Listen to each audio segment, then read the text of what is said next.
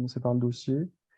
Et après, bah, soit vous choisissez, soit vous participez, soit on vous balance la correcte. C'est comme vous voulez. Mais en tout cas, on va peut-être adapter nos barèmes en fonction de vos copies. Parce Ouais, que j'ai regardé pour le moment les copies, on a beaucoup, beaucoup détaillé. Donc vous inquiétez pas si vous voyez plein de trucs, genre faut pas s'effrayer quoi. C'est juste on a essayé de faire la copie un peu parfaite entre guillemets, histoire que vous ayez plein de notions, mais si vous n'avez pas le temps de tout aller, slash si vous n'avez pas toutes les notions, c'est pas grave, genre voilà. de toute façon, là, on a mis beaucoup de détails, mais au concours, on vous demandera pas de mettre tout ça, hein. Enfin, là, c'est juste, comme a dit Johan, pour que vous ayez tout, mais faut pas vous inquiéter, faut pas que ça vous fasse peur. Enfin, donc et puis, Si vous je avez sais le pas temps, si vous c'est voulez bon. commencer à participer ou si vous voulez qu'on fasse, la correction, comme vous voulez. Du coup, pour le bilan bio, vous avez trouvé quoi à peu près?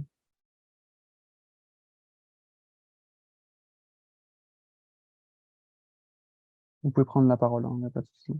Hop, Du coup, là, je pense qu'on est en anémie qu'on peut qualifier d'aiguë. mhm, On a une thrombocytose, d'accord. on a un appauvrissement du TCA et après, avec le VGM, on est en microcytose. TCMH, CCMH, on est en hypochromie et le reste du bilan est normal. C'est ce que j'ai mis. Alors juste, Ok. pourquoi tu dis aigu? Parce que je trouvais que 81 en hémoglobine, c'est assez bas. Parce que je crois que aigu, c'est plus par rapport à la chronicité. Donc Ouais, si tu veux dire Alors, plutôt modéré ou importante, genre? ouais, euh, voilà. Ok, ouais, c'est ça. ok, ça marche. Euh, Après, là, pour le coup, on dirait plutôt que l'anémie, elle est modérée parce que le Mm. seuil, c'est à 80. C'est sûr que c'est sévère. Ok, C'était ça marche. 81. Voilà. Est-ce qu'il faut préciser que c'est modéré? Perso, je le mettais tout le temps. Oui, je pense que c'est bien de le mettre. Ça fait plus Je pense précis. entre oui, entre 120 et 100, je pense qu'il faut dire légère. 100 et 80, c'est modéré et puis sous 80, ça commence à devenir un peu sévère pour le coup, mais je sais pas si c'est compté comme un mot-clé, mais c'est bien de le mettre. Perso, je le mettais pour tous les paramètres. Genre que ce soit la kaliémie, la natrémie, les plaquettes, tout, tout, Ouais, tout, moi tout. aussi.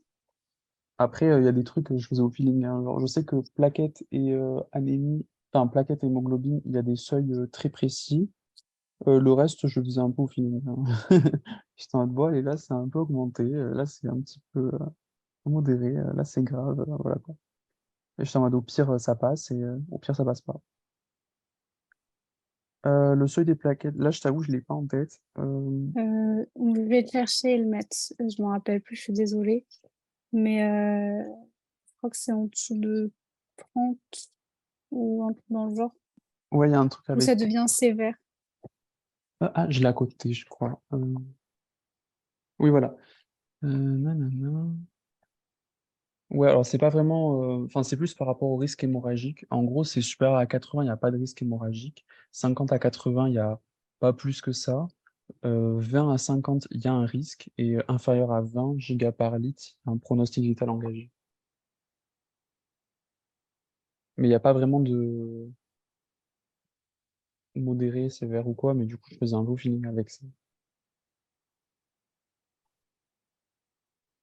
Voilà. Donc, du coup, grosso modo, vous avez un peu dit le bilan bio. Hop. Donc, du coup, ça, c'est notre correct.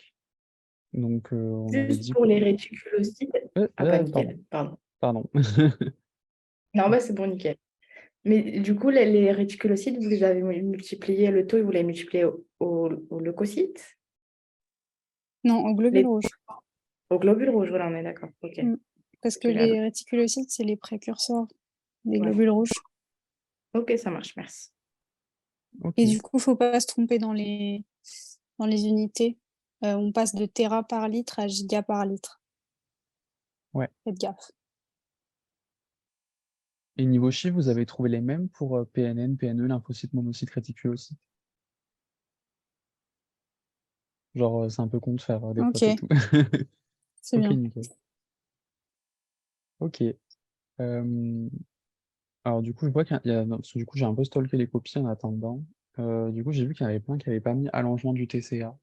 Mais du coup, quand le TCA témoin sur malade, du coup, là, c'était pas dit dans l'énoncé, mais il faut quand même faire le calcul témoin sur malade.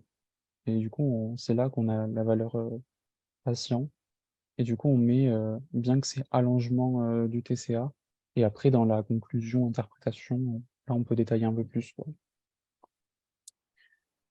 Donc oui, comment on fait? Donc dans l'énoncé, je sais plus trop ce qu'il disait. Il disait qu'on avait 2 de rétic. C'était ça un peu? Enfin, je sais plus, exactement. Euh, Oui, il Ouais, disait c'était qu'on ça. avait 2. Donc tu fais, 2 sur 100 fois le nombre d'érythrocytes, de globules rouges et tu as un chiffre, qui sera en giga par litre, du coup. C'est clair ou pas? Enfin, dites-nous si c'était pas clair. OK. C'est Et bon? le dix c'est pour passer les unités. Oui. OK. Ouais. D'accord. On mettra le calcul. Après, là, sur le diapo, on l'a pas mis, mais du coup, ouais, hématocrite, faut préciser donc c'est HTE et tout, hein. Pour le diapo, on l'a pas mis pour que ce soit plus visuel, mais faut préciser tout avec la petite flèche vers le bas, le haut, le N pour normal, etc.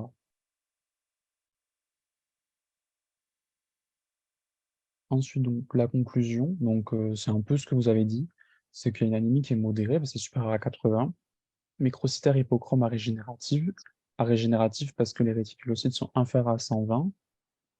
Il y a la thrombocytose, qui est possiblement secondaire à l'anémie.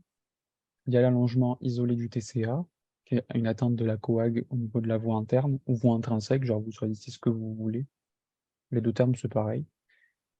Perso, je précisais tout le temps que le TP était normal et que du coup, quelle était la conclusion? Donc, il n'y a pas d'atteinte de la voie de la coag externe. Et pareil pour fibrinogène, donc pas d'atteinte de la fibrinolyse. Je sais pas si ça vaut des points, mais perso, je le mettais tout le temps. Et après, j'ai dit que, après, du coup, le reste du bilan est normal.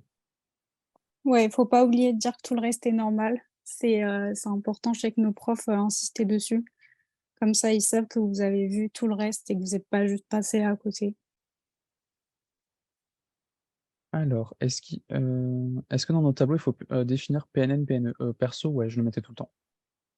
C'est pour ça que j'écrivais jamais PNN, PNE. Je mettais tout le temps polynucléaire neutrophile et après polynucléaire éosinophile. Parce qu'on sait jamais. Genre, c'est con de perdre des points alors que, enfin, c'est un truc facile. Et à force d'écrire, en vrai, tu perds pas tant de temps que ça. Le seuil pour les réticulocytes, bah, ça dépend en fait. Il y en a qui disent 150, il y en a qui disent 120. Je t'avoue qu'au concours, ils font pas la diff. Genre, ils tapent pas trop dans les coins à mettre du 130 dans les valeurs. Genre, c'est soit bien bien en dessous, soit bien bien au-dessus. Pourquoi microcytaire? Parce que la norme, du VGM, c'est 80-100 femtolitres et là, on est à 51. Donc on est bien au micro. Micro, c'est en dessous du seuil de 80. Tu confonds peut-être avec les rétiques? Réticulocyte, la valeur, c'est 20-80. Ouais, c'est pour ça que je me suis demandé. Vous pouvez prendre la parole, hein, enfin, si notre réponse n'est pas claire. Du coup, pour la question 2, donc c'était les hypothèses diagnostiques et les examens bio. Vous avez mis quoi?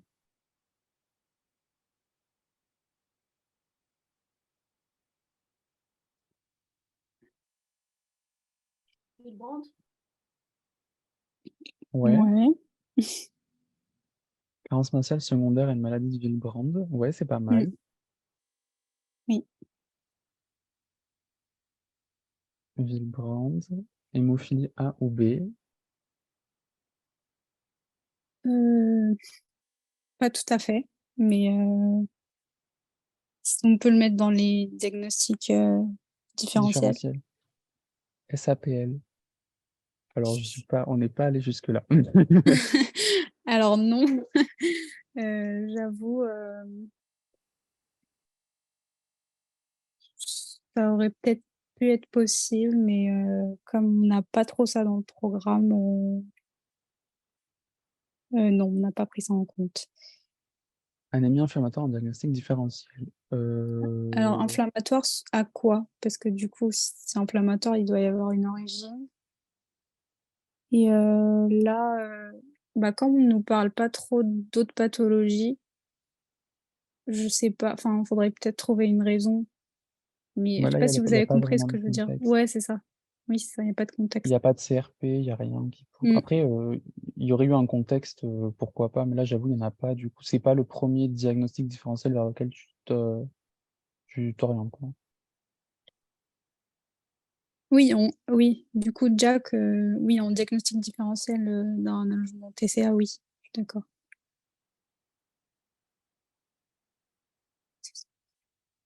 Est-ce qu'on précisait si c'est type 1 ou 3, outre diagnostic bio? Euh, J'ai pas Bah compris justement, la question. en gros, est-ce que direct, là, maintenant, dès l'énoncé, on peut dire le sous-type de Willebrand? Donc, Alors non, enfin, du coup, parce que t'as pas les éléments pour pouvoir le dire. en fait, c'est par rapport au TS, aux plaquettes, au facteur 8, au TCA, et après à tout ce qui est l'antigène facteur de Willebrand et l'aristocétine. On n'a rien de tout ça, du coup, tu peux pas dire.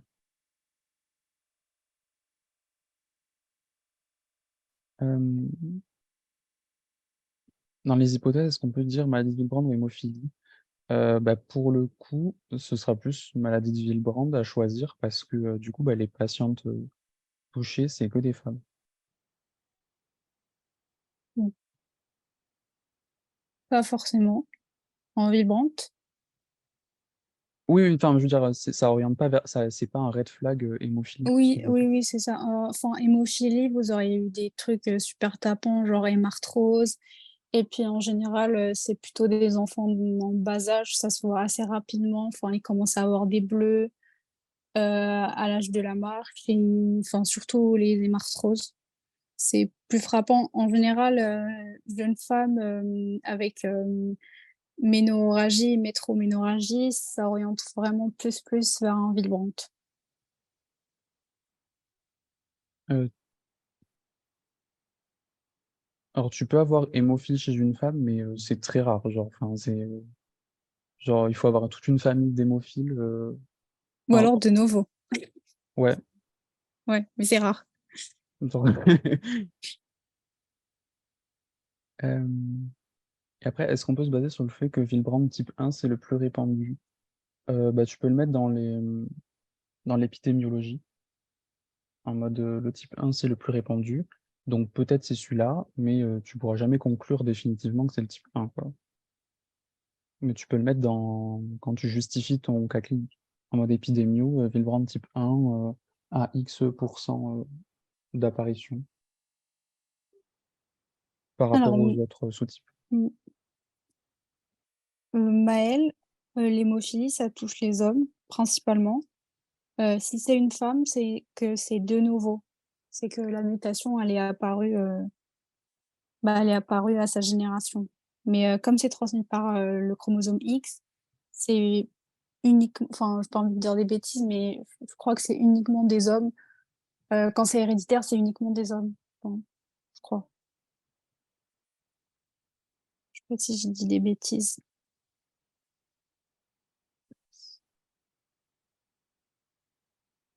Alors du coup, nous, pour la question 2, ce qu'on a mis, alors préparez-vous, elle est un peu longue.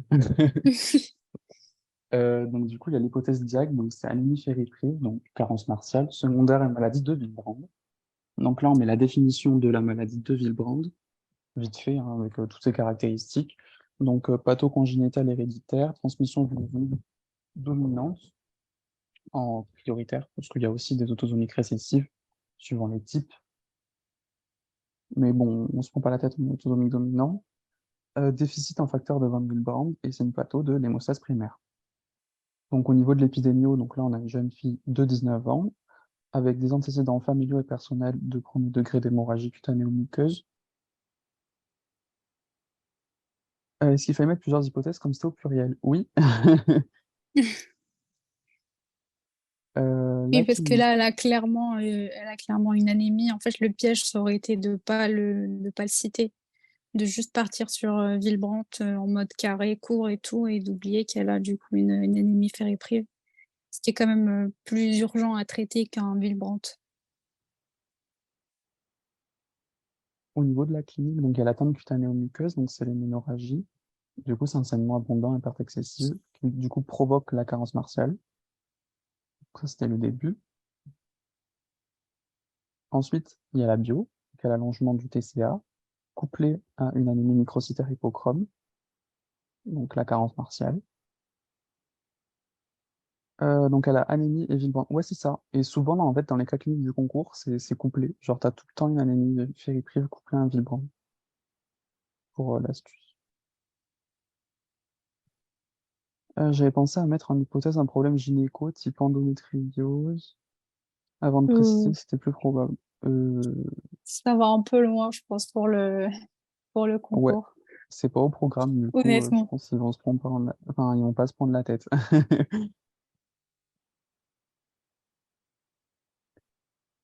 Alors, là, effectivement, t'as pas de transférine ni de ferritine, donc tu vas conclure à 100%, mais en vrai, En fait, tu en- cites ce que tu soupçonnes et du coup, tu dis, enfin, et après, tu donnes les examens complémentaires. Mais là, clairement, tu vois ce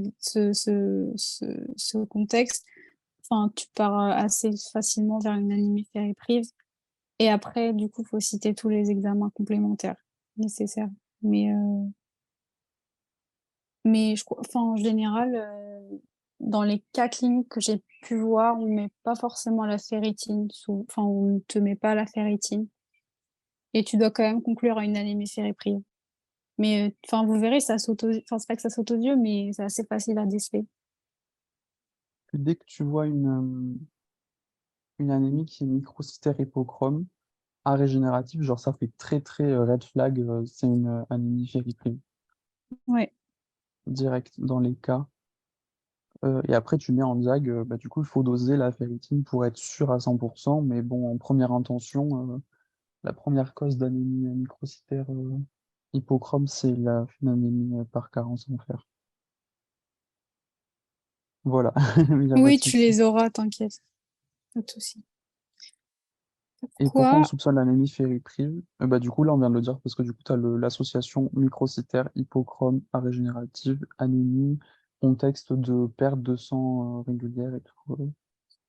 Chez une jeune femme, et tout, donc ça oriente plus.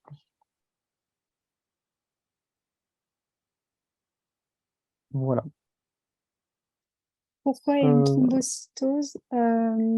Car du peut- coup, on va avoir, si je ne me trompe pas, l'EPO, on va générer de l'EPO pour produire, pour un peu suppléer à la perte d'hémoglobine. Et l'EPO va aussi agir sur la thrombopoïèse. Et donc, tu peux avoir une thrombocytose réactionnelle.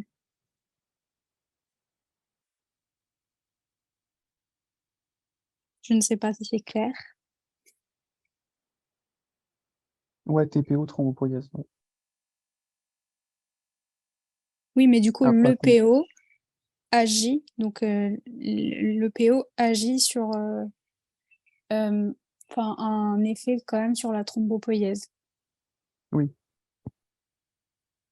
À moindre effet, mais elle a quand même un effet.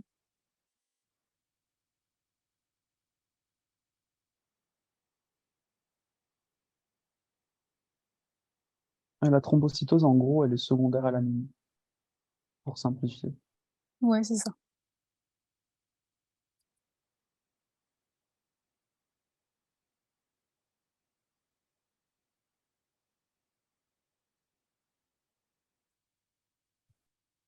Euh, dans les examens complémentaires, donc du coup de la carence martiale, donc on peut faire un frottis, pourquoi pas. Genre, du coup, il y a une anisopoikilocytose, donc anomalie de forme et de taille et tout des hématies. Après le bilan martial, donc ça c'est surtout en première intention, hein. Le frottis c'était plus anecdotique, mais le bilan martial donc avec en première intention la ferritine, donc ferritinémie, on met les valeurs de REF, donc 15 à 150, et du coup il y aura une hypoferritinémie. Euh, En seconde intention, tant qu'à faire, on le met aussi si on le sait. Genre, le strict minimum, c'est vous mettez ferritine. Si après vous connaissez bien votre cours, mettez seconde intention, c'est jamais, ça peut être cool. Donc, sidérémie, transférinémie, CST et CTFT. Et donc, il y aura une hyposidérémie, donc diminution de fer, 10 à 30. Une hypertransférinémie, avec une diminution du CST et une augmentation de la capacité totale de fixation de la transférémie.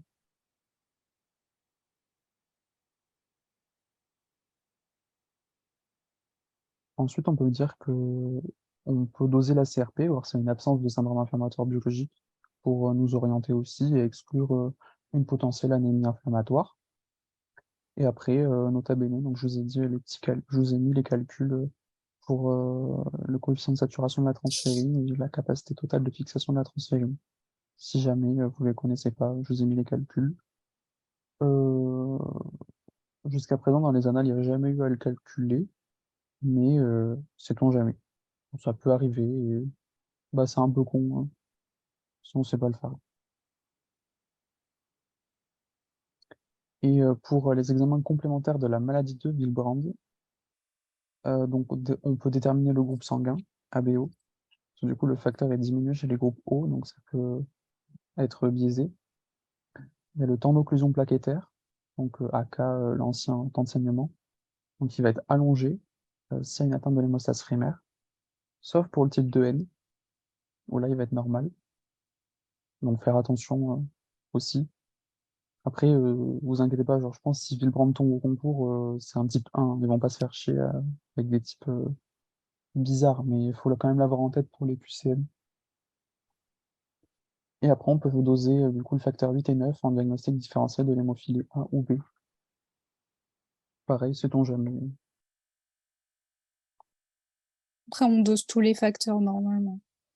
Mais juste là, vous soulignez bien que c'est pour différencier avec l'hémophilie, mais vous pouvez mettre dosage des facteurs. Et, euh, et voilà. On y arrive, Magda. La thalassémie était après. L'épreuve de correction donc, du TCA avec le calcul de l'indice de Rosner, donc pour rechercher les anticorps, les anticoagulants circulants, si un TCA qui est corrigé. Euh, donc avec les anticorps phospholipides, facteurs 8, etc. Et si c'est pas corrigé, donc c'est qu'il y a un déficit en facteur de coag de l'avant interne. Donc là, on va doser tout ce qui est facteur de l'avant interne sur le sang périphérique. Et c'est une méthode assez sensible et on le fait via ELISA, donc c'est une méthode immunoenzymatique. Et ça permet de préciser la sévérité de l'atteinte, quoi, en fonction du déficit. Ensuite, donc, il y a le dosage de l'activité des cofacteurs à l'aristocétine, donc c'est un antibio qui va activer le sous-endothélium. On l'utilise pas du tout en thérapeutique, hein, mais c'est au niveau de Willebrand, c'est pas mal. Donc c'est une méthode qui est c'est qualitatif, c'est fonctionnel, c'est sur sang périphérique. Pour le type 1, l'activité du cofacteur va être normale, et pour le type 2, elle va être diminuée, sauf pour le 2N.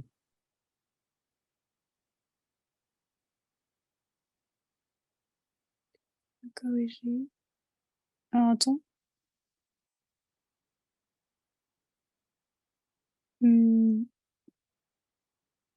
Si le TCA est corrigé, c'est que ce sont des anticoagulants circulants, le problème.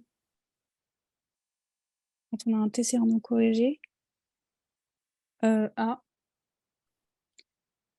moi j'ai l'inverse en tête. Euh, Il me semble que c'est plutôt l'inverse. Ah, vous êtes tous Attendez, je d'accord. vérifie. Attendez.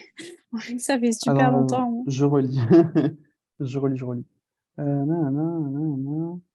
Oui, oui, oui, oui, pardon. Oui, oui, on s'est inversé. Parce que du coup, vu que tu corriges ton TCA, tu masques du coup le déficit. Donc du coup, le TCA il devient corrigé et donc normal.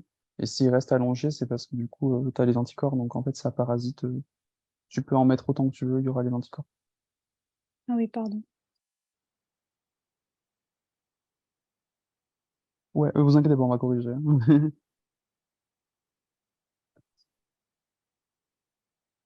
Mais ouais, vous avez raison. Totalement. Euh, tac, tac, tac. Ensuite, il y a le dosage du facteur de Von Willebrand. Donc, c'est une méthode qui est quantitative sur son périphérique et ELISA, donc pareil, hein, une enzymatique. Donc, sur type 1, donc ça va être un déficit qui est quantitatif partiel. Type 3, c'est quantitatif total, donc on n'a pas du tout. Et le type 2, c'est qualitatif. Donc, ça va être la qualité du facteur qui va être pas ouf. Mais en termes de quantité, ce sera normal. Ensuite, il y a le dosage donc, du facteur de Von Willebrand avec l'antigène. Et avec l'activité. Et en gros, il y a une sorte de rapport à faire. Et ce rapport, s'il est supérieur à 0,7, il y a un déficit qui est quantitatif. S'il est inférieur à 0,7, il y a un déficit qui est qualitatif. Et vu que pour le type 3, c'est quantitatif total, il n'y aura rien du tout. Donc en fait, tous ces dosages et tous ces tests, ça permet d'orienter plus précisément vers un des sous-types. Euh, alors, il y a jamais eu à les faire pour le moment en dossier, mais sait-on jamais. Euh, Sur les copies, moi, je sais que je le mettais tout le temps. Parce que j'étais en mode, ça fait quali. C'est Mais, quoi la question? Je suis désolée si vous entendez ma famille. En fait, on fait un repas de famille. Il y a moyen que vous les entendiez gueuler. Désolée. voilà. Enfin, vous inquiétez pas, on a bientôt fini la question 2, elle est super longue. Donc, il y a le RIPA test, le test de distribution multimérique, le dosage du propeptide, du facteur de Van Willebrand et l'étude de liaison du facteur de Van Willebrand avec le collagène, le facteur 8 et la glycoprotéine 1B. Du coup, là, Euh, enfin, tous ces examens, vous n'arriverez pas à les visualiser. Enfin, je sais que c'est compliqué et je pense que on peut s'amuser à essayer de les comprendre et savoir à quoi ça fonctionne, enfin, à quoi ça sert. Mais juste, je pense le plus simple, c'est de les apprendre et puis vous les verrez en pratique à l'hôpital. C'est juste de les apprendre pour avoir des points. Enfin, je suis désolée, c'est juste, le c'est la RIPA test, réalité du concours. en gros, c'est donc l'agrégation plaquettaire induite par l'aristocétine. Et du coup, en gros, tu vas faire des paliers de ristocétine. Et du coup, il y aura l'agrégation plaquettaire qui va avoir lieu. Et donc, ça peut mettre en évidence du coup enfin, une augmentation de l'affinité avec le facteur de Van Willebrand et la GP1B, surtout dans le type 2B. On pourra vous mettre un schéma après, si vous voulez. Voilà. Mais je vous avoue que je pense pour le concours, juste tu mets pas ça suffit, hein. Ouais. Genre, c'est déjà pas mal. Voilà. Euh, voilà. Après, pour, ouais, pour les liaisons donc avec le facteur de Van Willebrand, donc c'est pour en fait les rapports. Donc pour les déficits quantitatifs qualitatifs. C'est juste qu'il n'y avait pas de place sur le diapo, donc je l'ai mis sur la diapo d'après. Mais voilà. Et pour le propeptide, en gros, c'est via ELISA aussi.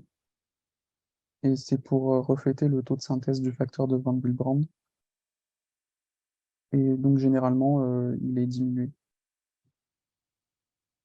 dans tout ce qui est forme constitutionnelle de facteur de Van Willebrand, genre en gros les cas du concours, quoi. Et dans la réalité, c'est soit normal, soit élevé dans tout ce qui est Willebrand acquis. Mais me posez pas de questions sur le Willebrand acquis, je ne sais pas. Mais de toute façon, c'est pas au concours le Villepin d'acquis, c'est que le constitutionnel. Mais voilà, c'était plus pour la culture, quoi. Voilà. Et enfin, donc il y a les examens complémentaires pour le tri-bêta-thalassémie ou la bêta-thalassémie mineure. Si jamais vous avez fait le lien donc avec l'origine géographique, enfin l'origine de la patiente, donc, du fait qu'elle était grecque et qu'il y avait une anémie microcytaire, ça peut être dans les diagnostics différentiels. Et donc dans ce cas-là, on peut faire une étude de l'hémoglobine. euh, donc Oui, avec t'aurais une... Pardon, je t'ai coupé. T'aurais une pseudo-polyglobulie, mais au début, ce n'est pas le cas. Et puis là, c'était juste pour faire réfléchir surtout à l'origine grecque.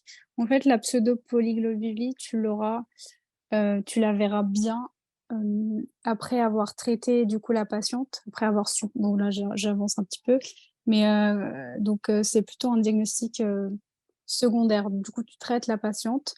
Si l'anémie persiste et qu'il y a une pseudo-polyglobulie, là, tu peux te poser des questions en mode c'est peut-être une bêta-thalassémie.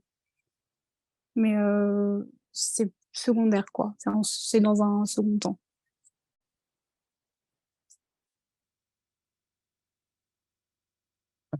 et après, je vous ai mis donc quelques exemples complémentaires pour la bêta-thalassémie, donc tout ce qui est électrophorèse en un stade de cellulose en milieu alcalin, donc HPLC.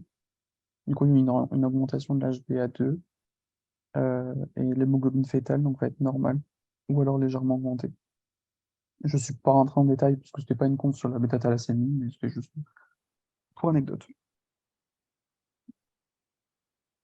à, à avoir en tête, quoi. Le jour du concours, si jamais ils font un petit camix, ils aiment bien. Les différents types 2 sont au programme. Dans le nouveau livre, il y a écrit pour information. Bah, étant donné que les nouveaux livres n'étaient pas sortis à notre année, je ne savais pas. Mais perso, je les avais appris parce que c'est déjà tombé en QCM. Le fait qu'ils piégeaient un petit peu. Après, pas de ouf, mais bon, il y avait un QCM quoi, sur toute la banque du concours. Donc au cas où, je l'avais appris.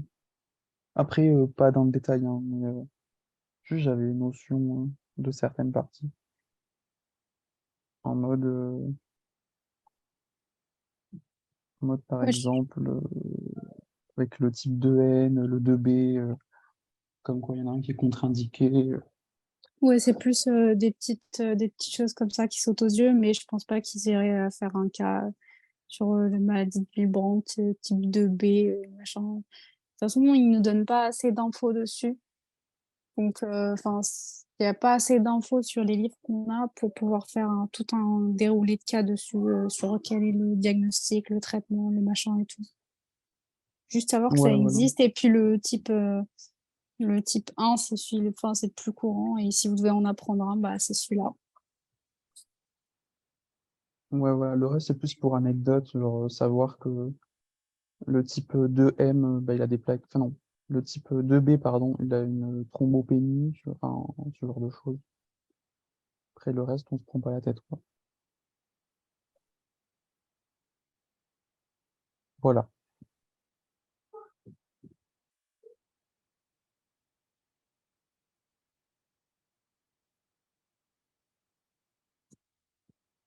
Donc, ne pas connaître les tests qui différencient les types de perso, je les avais appris, parce que sait-on jamais. Parce que c'est pas parce qu'ils vous disent dans les livres que c'est pas à apprendre qu'il faut pas l'apprendre. Genre, par exemple, moi, au concours, j'arrête pas de le rabâcher, mais, mais du coup, EBV, techniquement, la morpho est pas au programme, bah, moi, je l'ai mis, et bah, j'ai eu la même note que ceux qui l'ont pas mis et qui ont fait un meilleur cas de manière générale. Alors que moi, techniquement, mon cas EBV, il était pas ouf, hein. C'est juste que je connaissais bien la morpho, j'ai mis toute la morpho et j'ai eu 50, quoi. Donc, c'est pas parce qu'ils disent que c'est pas au programme qu'il y a pas de point dessus, quoi. Enfin, perso, si vous avez le temps d'apprendre, je vous conseille d'apprendre les différents tests. Après, c'est sûr, c'est pas le truc que vous allez apprendre en prio, hein. Si vous débutez à peine le cours sur Villebrand, commencez pas par ça, mais si jamais vous avez un peu plus d'expérience dessus, c'est bien de se focus. Voilà.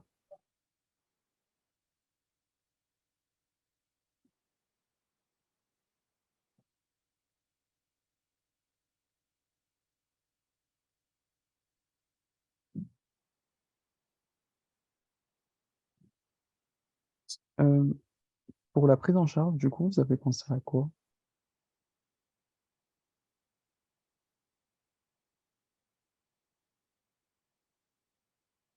Baissement précis. Ok. Est-ce que vous savez plus de choses dessus? Faire une restriction hydrique pendant 24 heures, non? Mhm. Ouais. Et un bilan pré-thérapeutique. Ok. Est-ce que vous avez d'autres mots-clés à mettre avec ou pas? Ça peut être des idées ou des trucs, hein.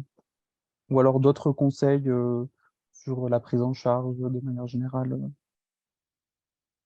De manière générale, on va avoir une carte de maladies vibrantes, Mhm. on contre-indique Ouais, les INS, ouais, on regarde si le mec, enfin la fille, elle est bon répondeur ou pas à la desmopressin. ouais, Et éventuellement, accès traxénamique, non? S'il y a des gestes ouais, invasifs. Oui. très bien. Ouais, traitement substitutif. C'est bien, c'est un mot-clé à mettre, je pense. Hop, donc on va vous filer la correcte. Pareil, on a détaillé de ouf, hein, donc si vous n'avez pas tout mis sur la copie, c'est pas la mort. C'est juste, on vous donne à peu près ce qui est trop. Enfin, si vous faites ça au concours, je pense, là vous avez vraiment une bonne note, genre 50 facile, je pense. Si vous mettez tout ce qu'on a mis, mais bon, faut avoir le temps, quoi. Et on est d'accord, personne mettra tout ça. Voilà. Ouais. Enfin, c'est dit, on n'a pas le temps, en fait. Et puis, je pense qu'on n'arrive pas à recracher tout ça. Juste, je pense que tu te souviens des mots les plus importants et ce qui te vient en tête. Mais Ouais. faut pas vous mettre la pression. Ou alors vous faites ça sur un cas, mais vous faites pas ça sur les 5 cas, quoi. Ouais. Euh, donc du coup, pour la prise en charge, on a séparé en, par patho, en gros, que ce soit plus simple pour vous. Donc il y a la carence martiale, donc c'est un traitement curatif qui va être ambulatoire. Donc la patiente, elle va prendre son fer à la maison, simplement. Euh, donc ça va être donc Péros. Donc ça va être, et là pour info, donc j'ai mis ça pourrait être du sulfate, du fumarate. Le gluconate, ça se fait pas trop, mais il existe des formulations avec du gluconate de fer.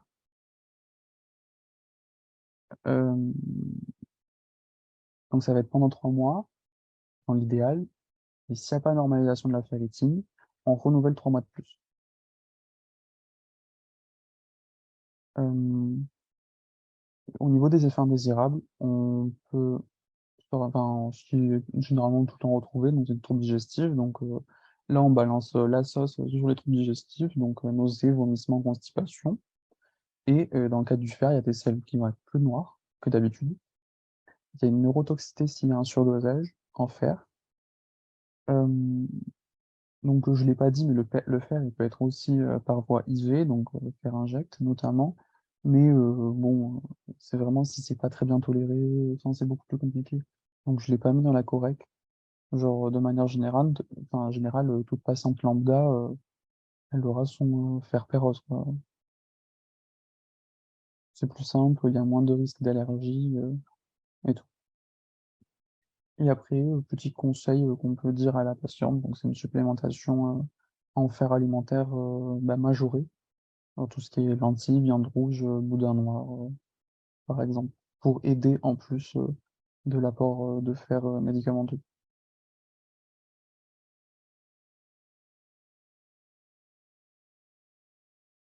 Donc pour la prise, donc là c'est plutôt tout ce qui est conseil pharmaceutique. Donc la prise le matin à jeun pour une meilleure efficacité, mais les effets indésirables vont être majorés. Donc si la patiente elle tolère bien, bah, c'est nickel. Si elle tolère pas du tout, bah, c'est mieux qu'elle le prenne pendant le repas. Donc il y aura moins d'effets indésirables, il y aura une meilleure tolérance, mais une moins bonne efficacité. Mais c'est pas grave, genre, c'est mieux quelqu'un qui prend bien son traitement, qui est hyper observant et tout, qui le tolère mieux plutôt que quelqu'un qui va le prendre un jour sur 7 parce que il va avoir la constipation de sa vie. Donc voilà.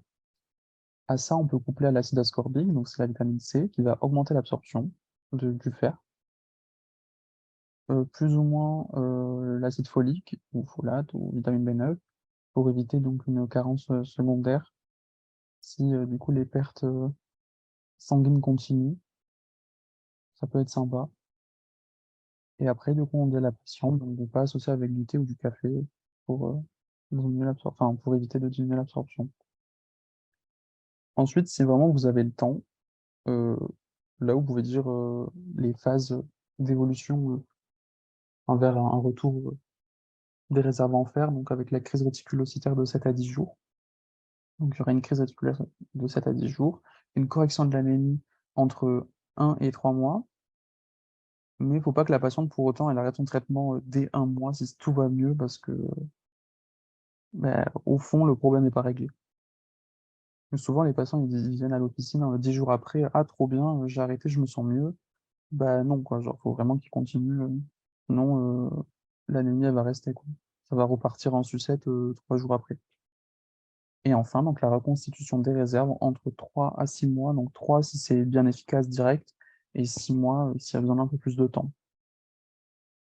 Et donc là, après ces 3 à 6 mois, normalement, c'est bon, le problème aigu est réglé. Et après, voir s'il n'y a pas quelque chose qui se cache derrière.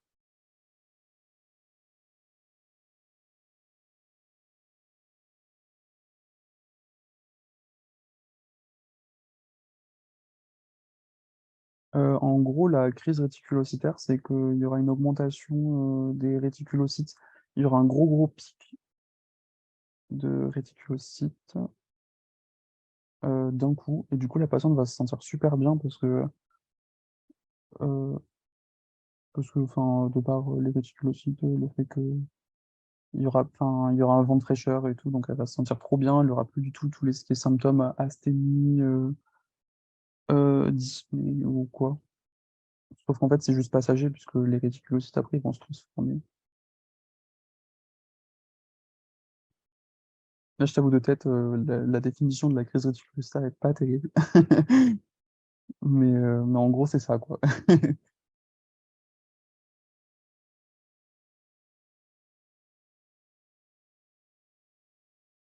Hop.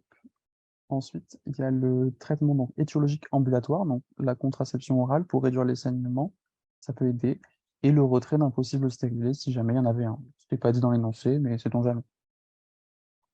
Du coup, le stérilet peut favoriser les risques de saignement. Après, si malgré le traitement, il y a quand même une persistance, des symptômes, des signes, etc., si à l'étude de l'hémoglobine, il y a quelque chose, ben là, on pourra envisager donc une bêta-thalassémie. Et dans ce cas-là, le traitement adapté avec le suivi et tout.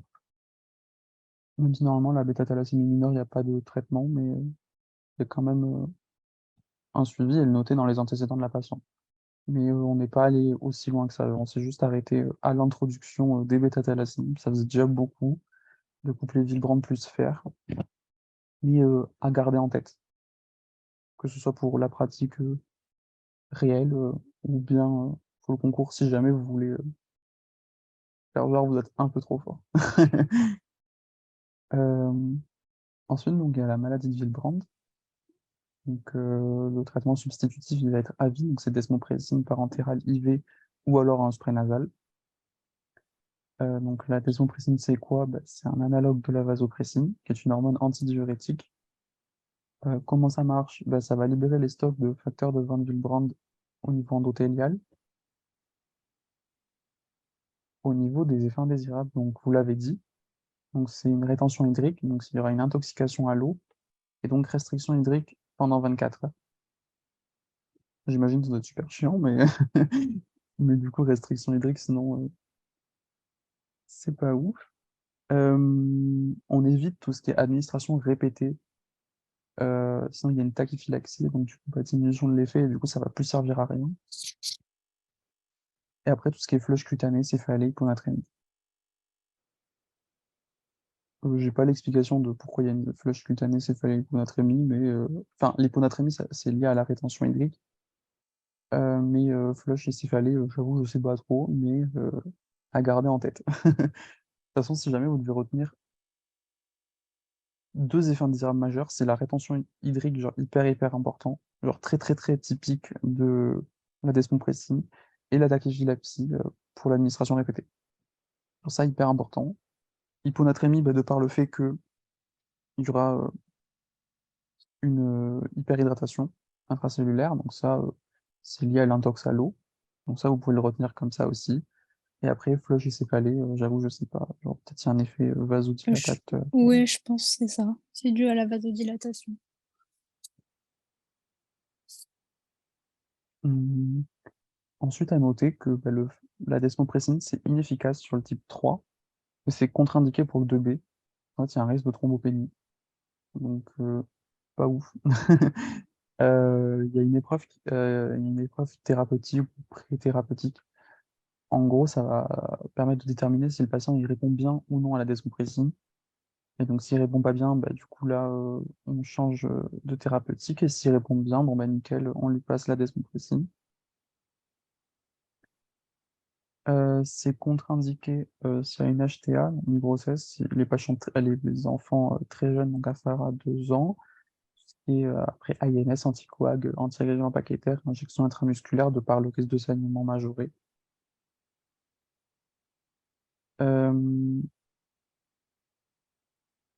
Ensuite, dans le niveau éducation thérapeutique, bah, il y a tout ce qui est la carte patient, donc maladie de Willebrand, ça vous l'avez dit, donc avec le sous-type et le traitement, pour pas faire d'erreur après.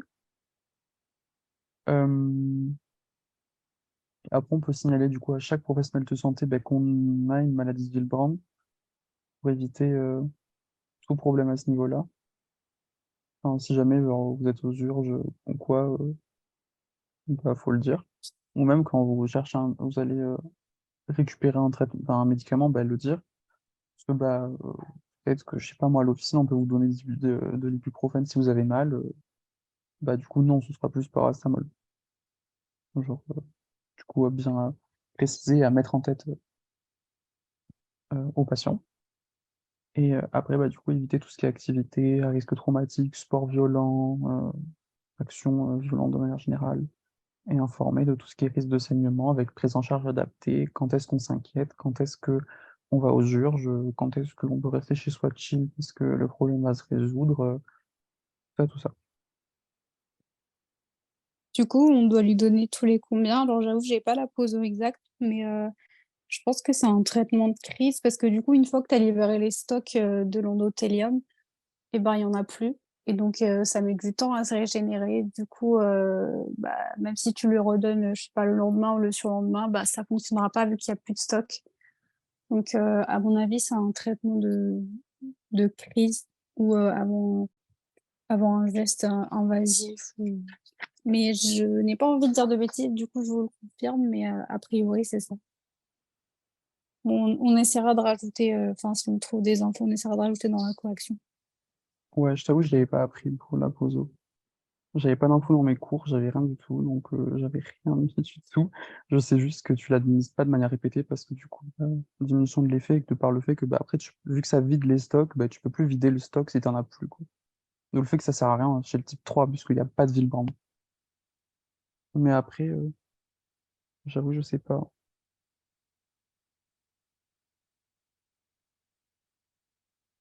Donc, je sais que si jamais tu dois le prendre, donc en pseudo-administration répétée, donc c'est 12 heures d'intervalle, mais je sais pas si c'est tous les jours ou pas. J'avoue, je sais pas.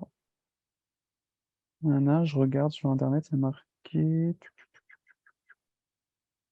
60 microgrammes 3 fois par jour. Ce qui n'est pas cohérent avec ce que j'ai vu tout à l'heure de 12 heures d'intervalle. Bon, je préfère pas vous dire de la connerie, je vais regarder. Je Ouais, vais regarder c'est de mieux. manière plus précise. Hop. Mais je mets la question de côté.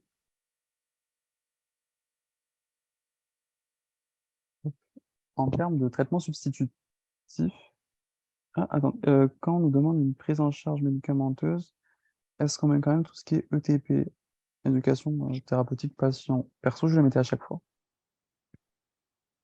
Parce qu'il Perso, n'y a je pas l'ai de... jamais mis, mais je pense que tu gagnes des points. En fait, il n'y a pas de question précise au concours éducation TP. Il n'y en a pas. Du coup, bah, vu que enfin, pour moi, ça compte dans la prise en charge Ouais. du patient. C'est des conseils à donner sur sa prise en charge, sur comment il va et tout. Et vu que je sais que moi j'aime bien ça et que je trouve que c'est des questions, enfin c'est des mots, si ça compte comme mots-clés, c'est genre que des trucs de bon sens et tout, donc il n'y a pas vraiment de choses à apprendre par cœur. Genre si t'as bien compris et tout, il y a moyen de gratter plein de points.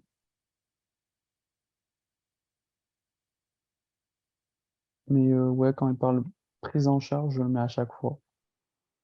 Et de toute façon, quand j'ai le time, je le mets tout le temps, quoi. Je me dis au pire c'est bien.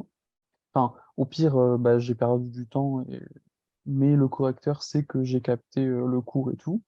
Et au mieux, bah, je détruis le concours avec plein de points. Donc voilà.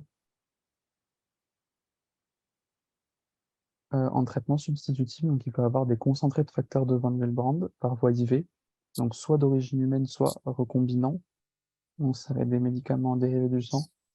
Donc qui dit MDS dit traçabilité obligatoire. Et après, il peut y avoir des risques d'effets indésirables, donc un peu comme tous les MDS. Donc apparition d'allo-anticorps antifacteurs de Van Willebrand, qui du coup bah, rend inefficace le traitement, parce que du coup bah, ça va être enfin, les allo-anticorps vont perturber tout le système. Comme pour l'hémophilie avec des anticorps anti-facteurs VT9, je supplémente en MDS facteur VT9. C'est le même concept. En traitement adjuvant, donc on peut mettre des antifibrinolytiques, donc l'acide tranexamique ou des hémostatiques locaux, si jamais il y a des petits saignements de temps en temps, genre un petit épistaxis, un petit saignement de nez et tout, mais un truc, rien de bien méchant, ben, on peut mettre des petites mèches pour calmer, pour éviter d'aller aux urgences, de paniquer et tout. Alors ça peut se régler au local à la maison. Voilà. Donc pour le cas, on a fini. Je suppose que vous n'avez pas tout mis, mais vous inquiétez pas, on vous a dit que c'était très très détaillé pour que vous ayez des bonnes bases, mais vous inquiétez pas. Ensuite, pour les QCM, donc il est dit QCM, après on a fini de vous embêter et vous pourrez aller manger. Pour les QCM, donc vous avez mis quoi pour la 1?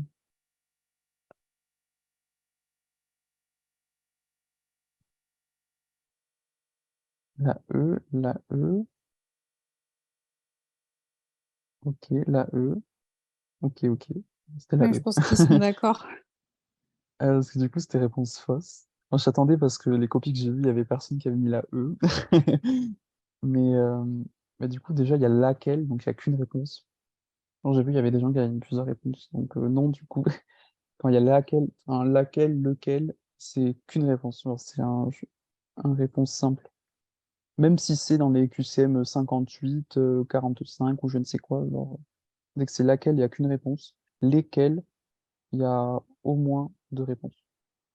Quand c'est laquelle ou lesquelles, là, il y a autant de réponses. Enfin, il peut y en avoir cinq comme une ou deux, trois, quatre, Mais n'importe. sinon, pour pas vous tromper, moi, je sais que je surlignais, enfin, que je prenais, je surlignais du coup, si c'était laquelle ou lesquelles, et si c'était faux ou vrai, sur une page avant de commencer enfin, enfin, à bosser le truc, quoi.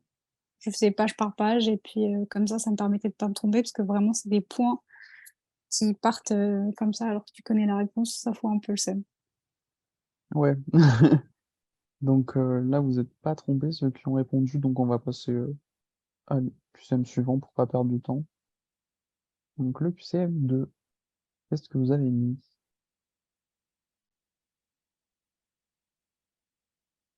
Donc j'ai du BCD, BCD, ok. Est-ce qu'il y a quelqu'un qui a mis autre chose? C et D, BCD. C'était bien BCD. Parce que hémophile, en fait, c'est plutôt homogène, dans le sens où, à contrario, Willebrand, c'est très hétérogène, parce qu'il y a les sous-types 1, 2, 2 machin, 2M, 2M, de je ne sais quoi, et 3, alors que hémophile, ben, en soi, soit t'es hémophile, soit t'es pas hémophile, quoi, en gros, pour faire simple.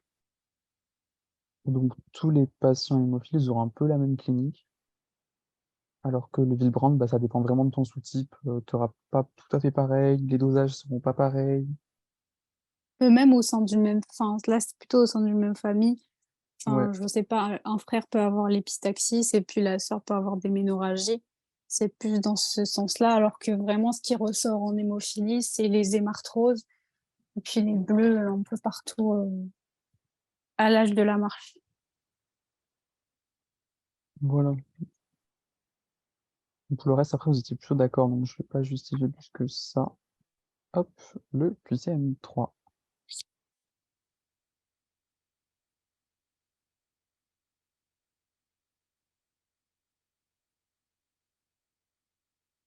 BCT.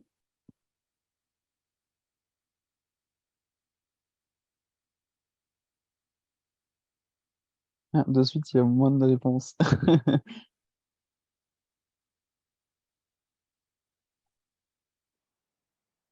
B, ABD, ABCD, ABD. Ok, ok, là, bon, là, il y a plein de réponses différentes. Donc, du coup, c'était A, B, C et D. Pourquoi? Parce que tout ce qui est anticorps circulant, c'est en gros le diag différentiel de, d'un déficit en facteur de par l'allongement TCA, et après, on va faire les preuves de correction. Et donc, si c'est pas corrigé, c'est que c'est les anticorps circulants. Est-ce qu'on s'est pas trompé ici? Je vérifie. Non, là je pense que Euh, c'est bon. absent, oui, c'est ça. Euh, et après, bah, le TP et le fibrinogen sont normaux, donc ça, c'est aussi en des arguments supplémentaires pour dire que ça pourrait être ça. De même qu'un hémophile. Genre, en gros, pour faire la diff entre un hémophile ou un anticorps circulant, on fait le test de correction, l'épreuve de correction du TCA. Ça peut faire partie des diags différentiels. Donc l'hémophilie A, ben, pareil, hein, c'est juste le même principe que la même justif que pour l'anticorps. Les déficits en facteurs, donc 12 et 11, c'est vrai, parce qu'en fait, le TCA, il est allongé. Or, ces facteurs-là sont dans la voie du TCA, donc pourquoi pas? Genre, c'est possible. Sait-on jamais? Après, Et une sachez qu'il n'y a pas de, pardon, je t'ai coupé, sachez qu'il n'y a pas de risque hémorragique avec un déficit en facteur 12. Genre, ouais. il est dosé, mais voilà, juste comme ça. Enfin, c'est pas juste comme ça, mais en gros, c'est pas un risque. Et pour l'insuffisance hépatocellulaire, bah, c'est pas le cas, puisque bah, tout ce qui est TP et facteur 5, c'est normal, donc il n'y a pas du tout, y a pas du tout d'insuffisance hépatocellulaire. Voilà. Pour le 4, qu'est-ce que vous avez mis? De manière générale, pour ce genre de QCM, je vous conseille de faire un petit tableau. On peut vite se planter. Alors, DE, BDE, DE, DE, BDE, BDE, ok, ok, ok, ok. BDE. Je vous ai mis le tableau. Donc, bah, tous les fils vont être sains, oui, puisqu'en fait, il n'y a que le, le mari qui va être hémophile. Donc, en fait, vous voyez au tableau qu'en fait, bah, les garçons fils, bah, ils sont totalement sains, il n'y a rien du tout. Oups. Mutation. Alors, pour le coup, ils ne le prennent pas en compte.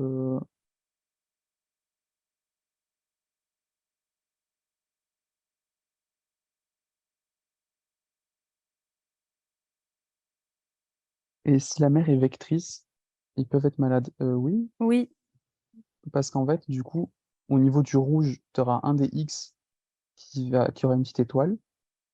Et donc, en fait, du coup, les enfants, ils auront 50% d'être X étoile Y ou XY normal.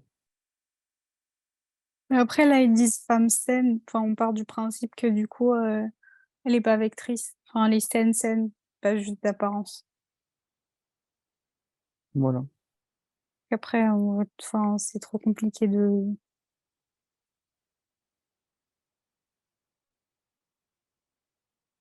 Et pour la mutation du novo, du coup, en 2021, ils ont considéré que c'était pas le cas. Parce que pour le coup, celui-là, j'ai repris une annale.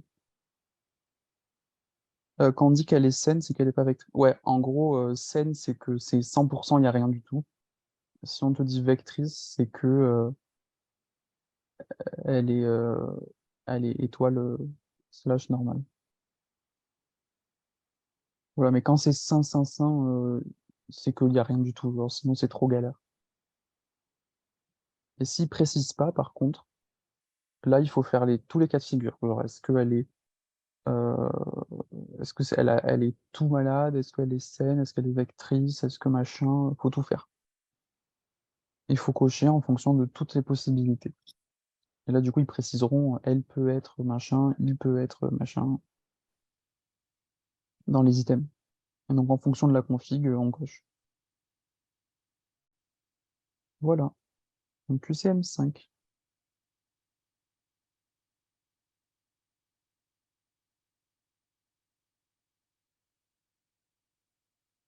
Alors, BDE, BDE, BD, BDE. Ok, très bien. BDE. Donc, je vois que les gens se sont trompés surtout sur la E. Alors, bah, l'allongement du TCA, en fait, le facteur 8, il est dans la boucle du TCA. Du coup, en fait, un déficit en facteur 8, ça va allonger le TCA. C'est dans ce sens-là qu'il faut plutôt le comprendre.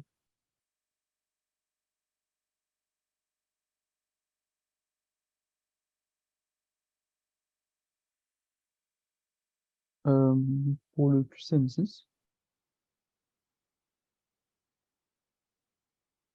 donc à propos du facteur de Willebrand, ça c'est plus un QCM physio. Alors, ACE, ACE, AC, AC, c'est AC et E. En fait, ça fait partie des actions du facteur de Willebrand au niveau. Si vous rebossez votre cours en gros sur l'hémostase, sur tout ce qui est généralité, physio, en fait, le facteur de Willebrand, il adhère au niveau des thrombocytes. Enfin, surtout quand en fait l'endothélium est lésé. Du coup, là, les plaquettes, elles vont partir de la surface et du coup, ils vont rentrer en contact.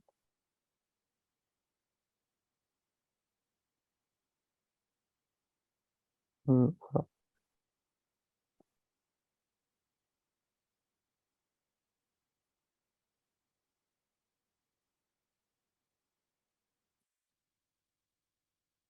Alors, pour le 7, donc j'ai du ACD, A et E.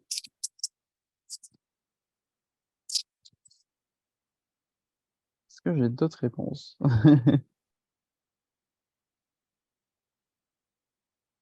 CE, B, CE, BE, BCE. Ok, bon, vous avez l'air d'accord sur certaines réponses et pas sur d'autres, donc on va voir ça. Donc c'était B, C et E. Donc la A, attention, c'est pas diurétique, c'est antidiurétique. Genre petit piège de bâtard. Euh, la B, donc je vous l'ai dit, tout ce qui est hémorragie minime, genre épistaxis et tout, bah, on donne de l'acide tranexamique. Donc les patients, ils en ont toujours un peu chez eux au cas où, s'il y a un petit accident ou rien de très grave. Le sexe ratio, bah, il n'y a pas vraiment de préférence pour les patients. Ça peut toucher un peu tout le monde. Autosomique dominant principalement, et il y a des formes autosomiques récessives. Euh, pour la transmission autosomique récessive, c'est le 2M et le 3.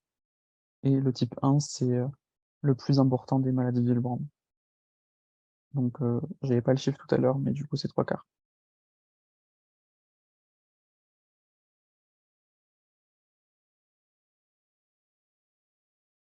Pour le QCM,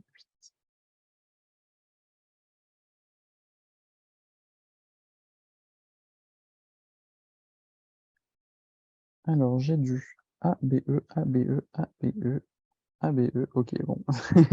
ABE, effectivement.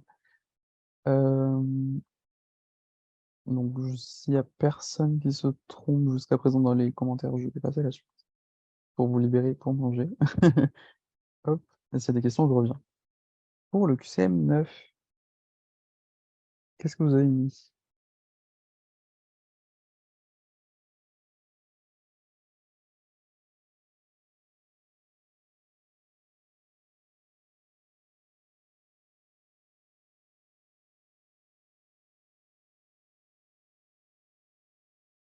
Ah, tout le monde est mort. ABC, ok. B et C, B, C et E, C et E, A, B, C, E, B, C, E, C, E. Alors, c'est des B, C et E. Pourquoi? Parce que la A, pareil, je suis un peu un connard. Euh, en fait, les doses de 1,8 par kilo, ça permet d'augmenter de 1% pour le facteur 8, pardon, de 1% pour le facteur 9, donc pour l'hémophilie B, mais là, c'était l'hémophilie A, donc c'est le facteur 8, et le 8, 1,8 par kilo, ça fait augmenter de 2% le facteur. Ouais, c'est le genre de petits détails à avoir, en avoir Oui. notion. Bah, ça, je Clairement crois, pas. c'est une des rares posologies à connaître, par contre, Ouais, pour le concours, la poso des facteurs 8 et 9. ouais, donc pareil, c'est pas le truc que vous allez apprendre direct dès que vous ouvrez le cours, mais bon, au fur et à mesure de revoir, c'est bien d'en avoir notion.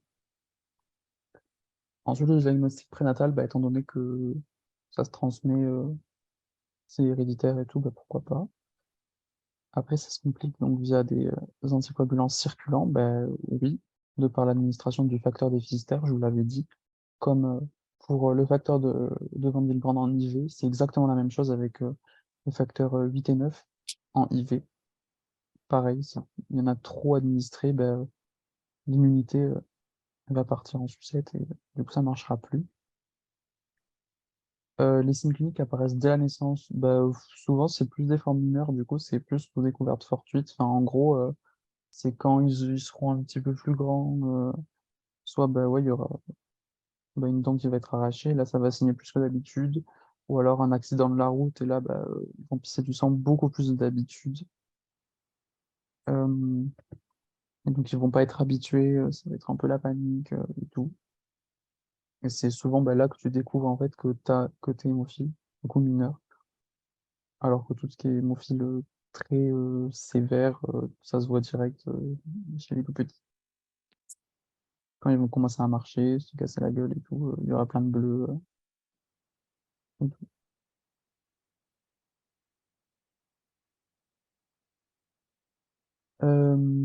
Et après, la forme modérée. Donc là, pareil, hyper important la classification.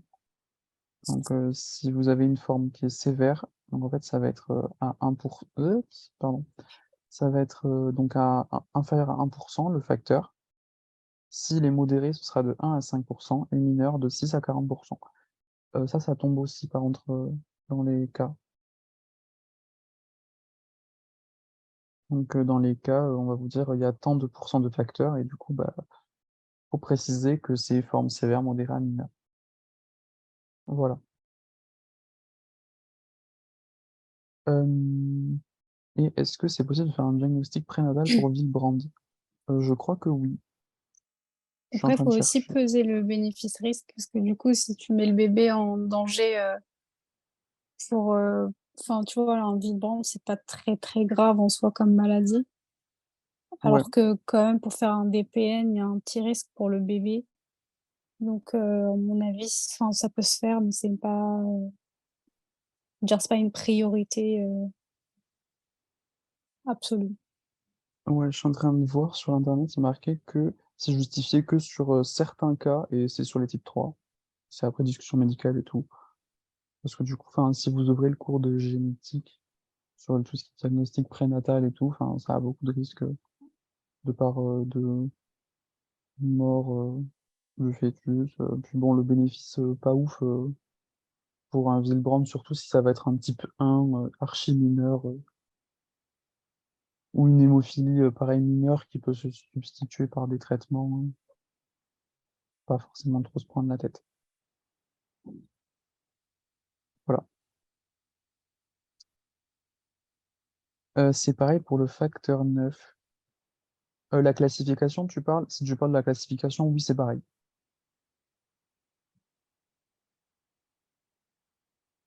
Ouais, ouais, c'est pareil. En tout cas, dans mes cours, j'avais les mêmes. Et pour le QCM10, Ah oui, c'est le dernier. pardon, pour les pourcentages.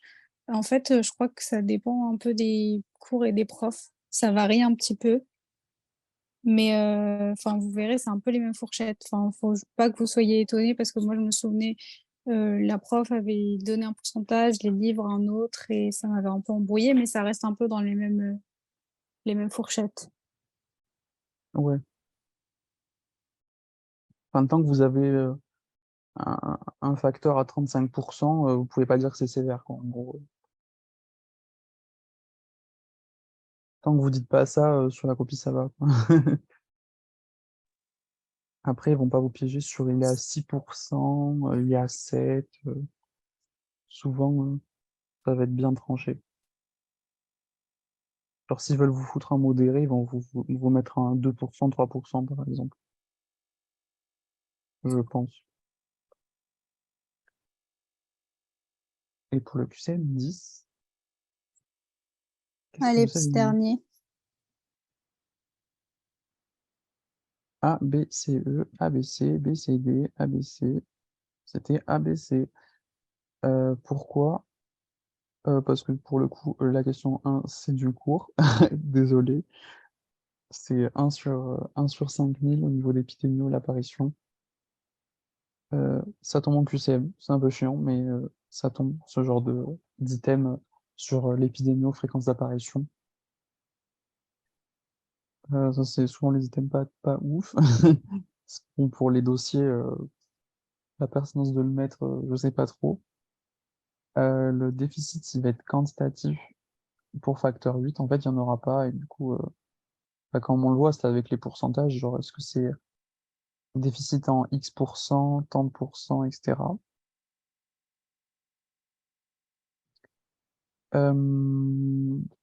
Ensuite, 85%, donc c'est des hémophilies A et 15% des hémophilies B. Ça, pareil, pourcentage à avoir aussi. Donc, si jamais il y a un cas clinique qui précise pas si c'est hémophilie A ou B, et on précise pas, pareil, les facteurs, bah là, du coup, on peut La B, préciser c'est au niveau. beaucoup plus rare. Enfin, je pense qu'ils partent sur la A plutôt, si jamais ça venait à Ouais, tomber, parce que la B, c'est vraiment, il doit y en avoir, enfin, ils doivent être 500 en France. C'est pas, ouais, sauf si on vous dit qu'il y a un déficit du coup en facteur 9. Là, du coup, ce oui, sera B. là, pour le coup, oui, c'est tranché. Mais si on vous dit rien, partez du principe que c'est la A, avec justificatif que c'est 95%. Mais vous excluez jamais la B. Genre, vous pouvez dire en diagnostic différentiel, ben, on dose le facteur 9 pour vérifier, quoi. Voilà. Euh,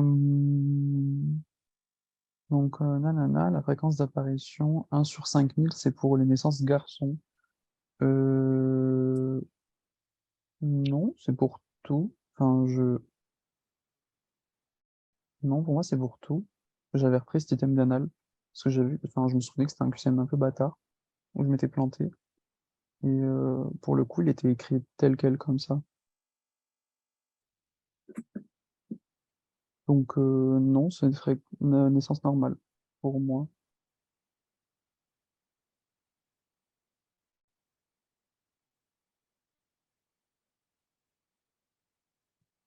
Et donc là, c'est sûr que enfin, vous prenez en compte que c'est l'hémophilie A et donc pas la B, parce que la B, c'est 1 sur 25 000, ouais. J'ai pas précisé, mais du coup, oui, pardon, on aurait pu mettre. Ah. Cette question, elle était comme ça dans l'anal? La première, la A? Je suis en train de la regarder. Je suis en train de revenir dessus. Parce que 1 sur 5000 naissances, ça me paraît. On aurait mis garçon, quoi. Ouais, ouais, ouais. Je suis en train de rechercher. Là. Sur téléphone, c'est un peu plus long. Tac, tac, tac. Alors, c'est pas celui-là. Ouais, moi je suis assez d'accord avec vous. La B, c'est clairement pas 1 sur 5000. Non, non, non, non, non, c'est beaucoup Mais moins. Mais est-ce que c'était écrit comme ça dans l'anal? Je n'y retrouve plus. Nanana. Tain, oups. Mais je pourrais rechercher, hein, mais parce que je l'avais noté. Hop. Attendez. Est-ce que vous voyez toujours l'écran ou enfin l'écran bonne continuation ou pas si je vais ici? Oui, non. oui, on voit tes mails. Ok, super. Très bien. Alors, hop, je ne vais pas aller là du coup. Oui, c'est bien. Hop, attendez, je coupe le partage et je vais regarder. Hop, parce que Oui, là, je viens de regarder sur le site du ministère de la Santé, ils disent 1 sur 30 000 pour ouais, l'hémophilie ouais, B. ouais. Mais est-ce que au concours c'était dit alors là j'ai la banque de QCM. Non, non, non. Alors c'était écrit précisément l'hémophilie parmi les propositions concernant l'hémophilie A, indiquez celle qui est exacte. Elle touche en France environ 5000 personnes. C'était pas précisé plus que ça. Bah, oui, mais il y a marqué hémophilie A. Et vous n'avez Oui, pas oui, oui, marqué. oui, du coup, et j'aurais dû me mettre A, effectivement. Donc, du coup, elle était. Enfin, moi, j'ai mis faux, du coup. Ouais, ouais, mais on peut l'annuler si vous voulez, cet item. Si ça vous perturbe. Mais ouais, j'aurais dû mettre A. Hop, je change. On va prendre en compte, Non, vous non, inquiétez entre pas. parenthèses, en France. Hop. C'est beaucoup. Voilà, mais du coup, ça parlait pas de homme ou femme, enfin masculin, même féminin. Mais vu que c'est lié à l'X récessif, je pense qu'au concours, ils se sont pas pris la tête. Ils se sont partis du principe que c'était que des garçons. Je pense. Voilà. Est-ce qu'il y a d'autres questions?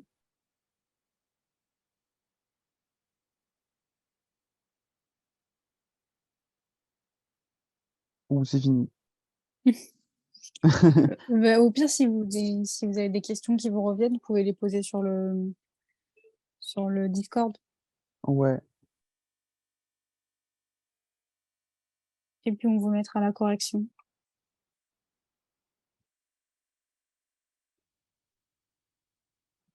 Bah, Bah, merci à vous. ouais, bah, du coup, on a fini. Bonne journée.